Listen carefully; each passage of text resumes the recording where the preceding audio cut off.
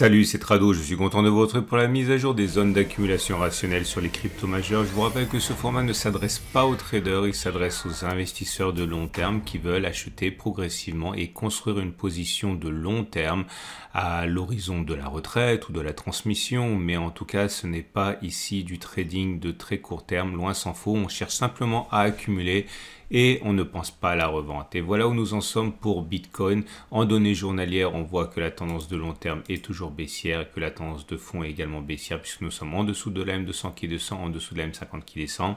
Mais la bonne nouvelle, c'est que nous sommes dans une énorme zone d'accumulation rationnelle dans laquelle les achats progressifs petit à petit se justifient si on pense au potentiel de long terme de Bitcoin.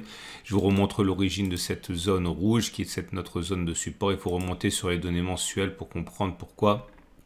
Et comme vous pouvez le voir, c'était une zone de résistance, elle a été cassée, elle a changé de polarité, elle est devenue statistiquement support, on le voit ici, 4 attaques qui ont échoué sur cette zone et qui est systématiquement défendue par les acheteurs.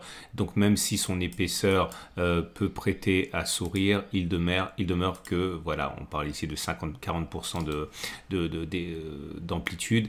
Cela veut simplement dire que des accumulations progressives tout au long de la descente dans cette zone, si descente il y a, se justifie au regard de ma méthode. Donc nous sommes sur zone d'accumulation rationnelle. Néanmoins, quand on regarde les bougies Aiki-Nashi, on voit que les bougies pour l'instant ne montrent pas de signe de rebond clair.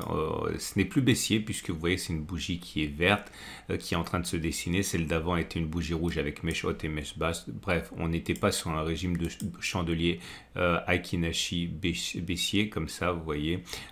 C'est neutre, donc on essaie de reprendre notre souffle sur Bitcoin.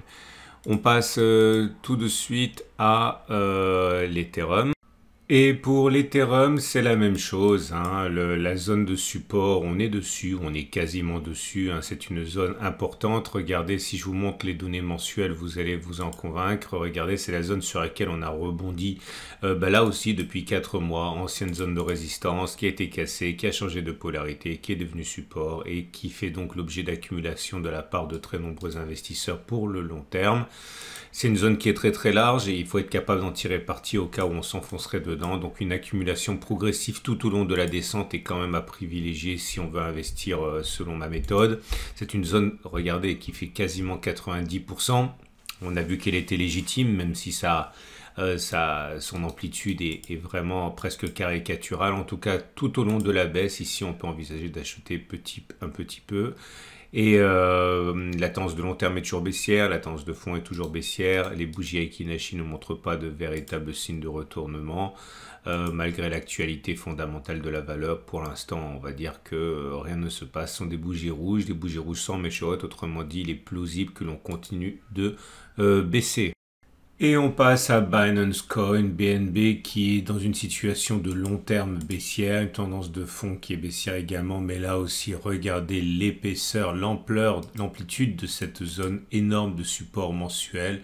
Toujours pareil, correspondant à quelque chose qui par le passé a prouvé son efficacité, donc on ne peut pas le balayer d'un revers de main. Cette zone ici qui préserve les cours d'un effondrement total depuis que cette zone a été créée en mai 2021. On a déjà visité dans toute son amplitude cette zone à plusieurs reprises, donc on ne peut pas du tout exclure que l'on irait chercher le bas de cette zone avant éventuellement de rebondir. Donc il faut être capable d'accumuler si on y va et si on croit au potentiel de BNB sur le long terme. Pour l'instant, on l'a dit, la tendance de long terme est baissière. On a également les bougies Aiki-Nashi qui montrent que c'est moins mauvais que ça a pu l'être. Comme vous pouvez le voir, ce sont des bougies vertes, mais c'est pas vraiment haussier non plus. Ce ne sont pas des grandes bougies vertes sans mèche basse. Ce sont des petites bougies avec mèche haute et mèche basse, donc c'est plutôt de l'indécision qu'autre chose. Pour l'instant, un rebond semble se profiler doucement, mais on l'aura compris, ça n'a pas vraiment d'importance. Nous sommes sur zone d'accumulation rationnelle et nous le saurons même si on devait perdre encore, regardez, jusqu'à 20% sur Binance Coin. Et voilà Ripple également dans une énorme zone de support mensuel, également hein, toujours en tendance de long terme et en tendance de fond qui est baissière. Mais regardez cette zone hein, qui est indéniable, zone de résistance qui a été cassée, qui a changé de polarité, qui a été testée pendant des mois et des mois pour ne pas dire des années. Nous sommes dans cette zone intéresse les investisseurs de long terme. Donc on peut envisager que beaucoup décident de commencer ou de continuer d'investir dans cette zone et tout au long de la descente éventuelle, hein, puisque on pourrait descendre même encore vraiment très bas, hein, tout en restant en zone d'accumulation rationnelle, hein, plus de 50%. Donc voilà, pas grand chose à dire, ce sont des situations assez exceptionnelles, mais qui encore une fois font partie intégrante de la méthode. Le rebond peut se produire à n'importe quel moment, même si pour l'instant, encore une fois, il n'y a pas de véritable signe de hausse. Hein. Vous avez des bougies qui sont certes moins dégradées. Regardez les bougies Aiki Nashi. Hein. Maintenant, c'est vert, il n'y a pas de mèche basse, donc on peut envisager que la hausse se pérennise, mais ça reste quand même une tendance de long terme qui est baissière et donc à partir de là c'est surtout l'accumulation rationnelle qui semble être la stratégie la plus simple à mettre en œuvre. Donc oui, on est en zone d'accumulation rationnelle également pour Ripple. Et pour Cardano, c'est la même chose, hein. La tendance de long terme est baissière, la tendance de fond également, mais nous sommes sur zone d'accumulation rationnelle. Du moins, on est en train d'en sortir, mais on n'est plus très loin. C'est assez intéressant de voir que la même configuration se répète pour toutes les cryptos. On est à quelques points de pourcentage de la zone d'accumulation rationnelle, hein, à 2%.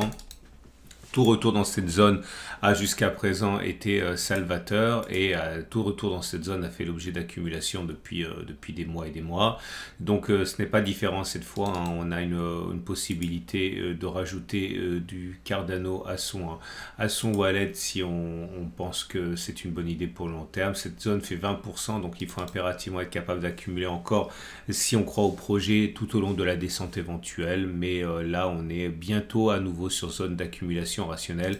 Bougie Aiki Nashi, on va dire médiocre, mais c'est pas mauvais non plus puisque vous voyez ce sont des bougies vertes, pas très longues, on les aurait préférées plus longues, mais c'est vert. Bon, il y a une petite mèche basse sur la bougie précédente, mais ça va dans le bon sens, on va dire. Et on termine avec Solana qui est sur zone d'accumulation rationnelle, tout juste à les 34-31. Nous sommes en dessous de la M200 qui descend, en dessous de la M50 qui descend, donc tendance de long terme et tendance de fond sont baissières. Si la zone est 34-31 lâche, et bien toute la zone en dessous est zone d'accumulation rationnelle à 26-18. Regardez, c'est une zone sur laquelle on a rebondi par le passé. Rien à dire de plus, on est sur zone d'accumulation rationnelle avec des bougies qui sont plutôt neutres. Hein. Vous voyez, ce sont des bougies qui sont assorties de mèche haute et de mèche basse pour la précédente. Là, il semble que l'on veuille dessiner une bougie verte, mais elle est de très petite amplitude pour l'instant, donc ça reste quand même assez médiocre. Mais on va dire que c'est plus baissier pour l'instant. Voilà ce qu'on pouvait dire pour ces cryptos majeurs. C'est une excellente semaine. Vous pouvez vous abonner à ma chaîne YouTube pour ne pas louper les mises à jour. La mise à jour, c'est tous les week-ends. Vous avez également la possibilité d'ouvrir un compte avec le même fournisseur d'analyse graphique que moi, hein, CPRT. Comme ça, vous aurez les mêmes graphes que moi avec les données journalières en temps réel. Je vous souhaite une excellente semaine. Je vous dis à la semaine prochaine pour la mise à jour.